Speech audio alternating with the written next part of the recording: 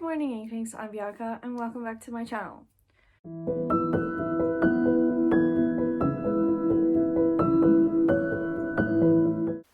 I'd like to begin by showing respect to and acknowledging the Whadjuk Noongar people, elders past and present, the traditional owners and custodians of the land I'm filming this video on today. So I know I've been absent from here for quite a while, but that is because I was on my teaching prac for 5 weeks. And I'm pretty sure the week before I needed to prepare, and then the week after, which was last week, I needed to rest. I was exhausted. But now I'm back, and I thought a fun way to get back onto the channel would be to show you some of my books that I've owned since before BookTube. This is also trying to motivate myself to read some of those books because I started BookTube in 2019, which is like 3 years ago, and so that means these books, if I have not read them yet, I've owned them for more than 3 years and they're just sitting on my shelf. So I'll start with the ones that I have read, and I'm going to call this part 1 because this is by no means all of the books I own. I still have a lot that need to be shipped from South Africa, so they are in boxes waiting to come here. We just haven't had a chance to ship our things from South Africa yet, but in the meantime I'll show you some of the books that I've had for a long time. Recently my mom brought these over, and these are quite big books, and this one I've owned probably the longest out of all of my books. I might have a couple more like kind of baby books, but this I've had since I was at least 4 or 5. I remember buying this in England, and this is just a collection of stories and poems all about witches and fantastical creatures. So this is called Witches, Wizards and Magical People by John Patience, and this is a children's book, and it has some lovely illustrations. So it has like the witch next door, and then I think it also has like a poem that I did when I was very little called Esmeralda, and I think it's like split up into things about witches, and then there's some things about dragons and giants. So this poem over here, Esmeralda, I knew this off by heart. I did it as like a school poem, and I've just always loved this book, and I love that I still have it. It's been through some time. It looks like one of my pets chewed the corner over there, but overall love this book. Then I have another big children's book, and this is full of Afrikaans stories. So this is called Slaapstories vir Vakogies, which just means bedtime stories for sleepy eyes. And yeah, this just has a bunch of stories which I loved to read when I was little. I don't think I had many like small picture books really. I more kept a hold of books like this with some longer stories. And yeah, I loved reading this when I was little too, and I remember reading this at my grandma's house. And it's got these really cute little illustrations, and this owl is in the book quite a lot, so love it. Then these Jean Euro books, I had this one first. So these are both collections. They both have 3 books in one. So the first one is called the Flower Power collection, and in it has Shrinking Violet, Passion Flower and Pumpkin Pie.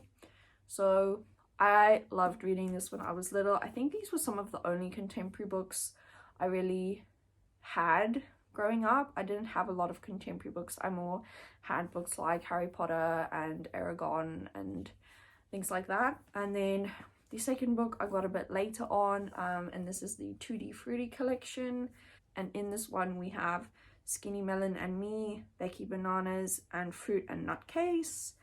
And yeah, I just really enjoyed these books. I think I also enjoyed it a lot because they're set in the UK, and when I was little I always wanted to go back there. So yeah, really loved these books. Then I have Angels and Demons by Dan Brown, and I actually do also have the Da Vinci Code and maybe a few of his other books, I'm not sure. But I remember buying this at a secondhand bookstore when we were in Hoedspruit as a family. So we went on a family vacation, and I remember buying this and also a specific necklace that day. These books I really have a lot of attachment to because of where I bought it and the time I read it.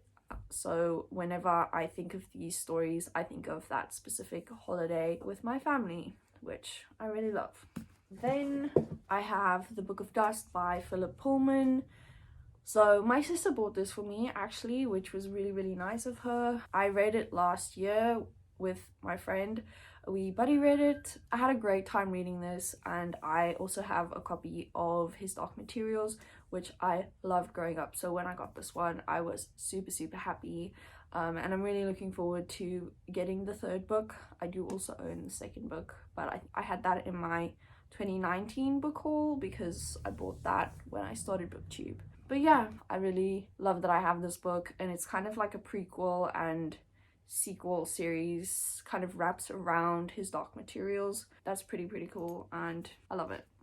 Then this one is quite random. This is A Midsummer Night's Dream by William Shakespeare, and this is a graphic novel of the play actually, which is quite cool. Yeah, this is one of the books that I got at like a really big book sale, and I'll show you some of the rest later because I have not read all of them yet. But yeah, I enjoy the story. I love Shakespeare, and it was fun reading it in a graphic novel form. Then I have The Readers of Broken Wheel Recommend by Katrina Bivald. So this book is actually my mom's. She bought it and read it, and then she gave it to me to read.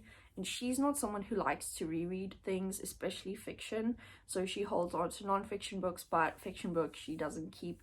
So her books tend to wind up in my possession, which I don't really mind. And this was a really, really fun story about a woman who moves to a little town.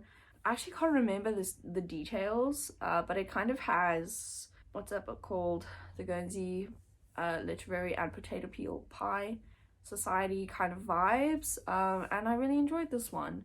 And I'm not really someone who likes yellow, but I do love the cover of this book. I think it looks really, really cute. And even the spine has a little stack of books, so I like having this on my shelf. And then I have this book. This is Cinderella Reimagined, an anthology of Cinderella retellings. And actually I contributed one of the stories in this book, so I am published in this book of Cinderella retellings.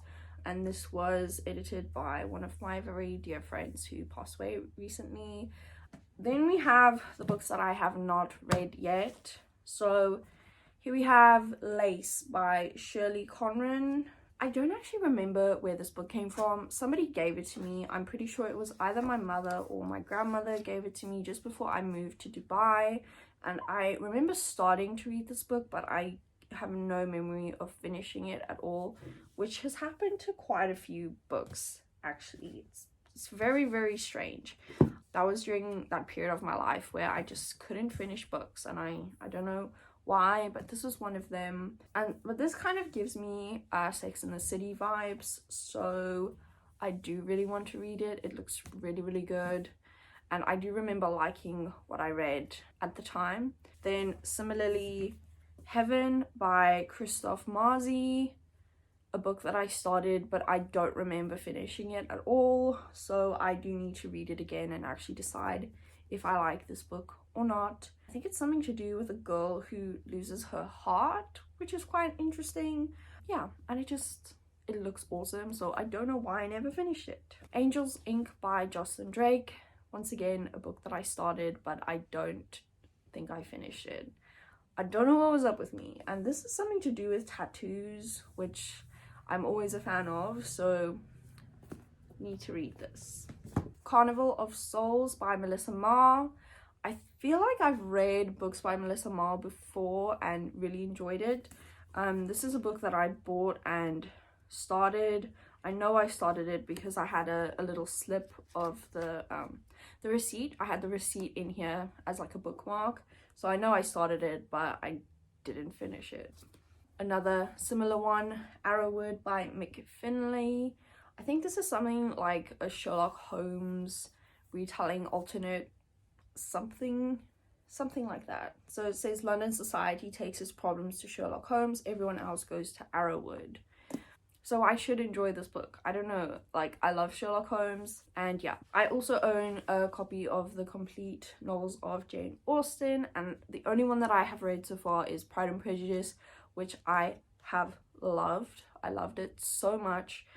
It's one of my new favorites, and yeah, I just need to read the others now, finally. Then I own these two little books. I think they're called Penguin Little Black Classics, and the first one is The Beautiful Cassandra by Jane Austen and The Telltale Heart by Edgar Allan Poe. Then I have these two books which were given to me by an ex-boyfriend. I have read a lot of the poems from this one, so this is the selected poems of Rumi, and this was really like a thoughtful gift, I suppose, because I was really into writing poetry at the time, so I would like to finish this one day. It's just been slow going. And then he also gifted me Speak Memory by Vladimir Nabokov. Yeah, I do want to finish this at some point. I just haven't been in much of a classic reading mood as of late. Then I have a big stack of books that I got at that book sale. First up is Wendy by Karen Wallace. I think this is something about Peter Pan, kind of like a Peter Pan retelling, something like that. It focuses on Wendy, and I have recently read the actual Peter Pan book, so yeah, this one looks really good. Then The Sky is Everywhere by Jandy Nelson. I actually really love the cover that I got for this one. I think this is on Zoella's book club list, and also my best friend has read this and she says I should read it, so I hope to get to it pretty soon. Then we have Grave Mercy by Robin Lefevre, not sure. This is something to do with an assassin, and this looks awesome. It looks honestly amazing. I just, once again, haven't gotten around to it. Then I have Firethorn and its sequel Wildfire by Sarah McLem. I think I started the first one and just never finished it. This is something to do with a girl in the forest. Not sure. I don't really like reading blurbs. It really puts me off of finishing books. Then we have Various Positions by Martha Shabas. I love stories about dance, about ballet. I used to dance when I was in school. So whenever I see a book kind of with a ballerina on the cover, my heart just wants it. And I think I bought Point when I bought this one as well, and I've finished Point and recently unhauled it so that other people can get a chance to read it, because contemporaries aren't ones that I will often want to reread, so I don't keep a lot of my contemporaries. But yeah, I haven't read this one yet and it looks good, so I hope I enjoy it. This one's actually a hardcover, which is pretty cool, and it looks really nice on the inside too. Then this one is also a hardcover, The Poison Apples by Lily Archer, and this one is red on the inside and it has like a purple on the spine. And I think this is kind of like a fairy tale retelling type thing, and they all look really good. I suck. Then these last two are pretty random. I think they're sequels, so I don't have the first books in the series, so I either need to find the first book or unhaul them, because I'm not someone who can just read a book in the middle of a series. So the first one is Rises the Night by Colleen Gleason. I think this is kind of like a vampire, yeah, the immortal undead, and this one is also kind of vampire-y. Dark Heart Rising by Lee Monroe. So yeah, not sure if I'm going to end up keeping these. And that is all. So I just had quite a lot of books to talk about. This video ended up quite a lot longer than I intended, but I had so much fun talking to you again, and thank you so much for watching. I'll see you next time. Keep thinking, Inklings. Bye.